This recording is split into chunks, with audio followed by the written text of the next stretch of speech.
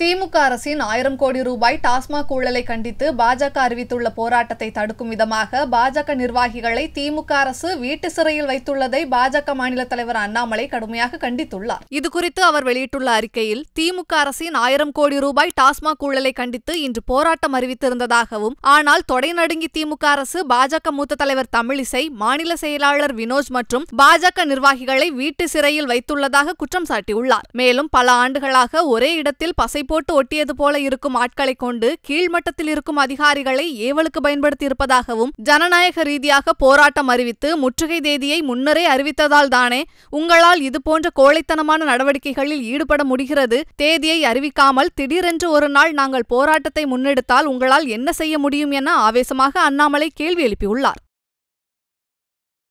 செய்திகளை உள்ளது உள்ளபடி தெரிந்து கொள்ள ரெஃப்ளெக்ட் நியூஸை சப்ஸ்கிரைப் பண்ணுங்க.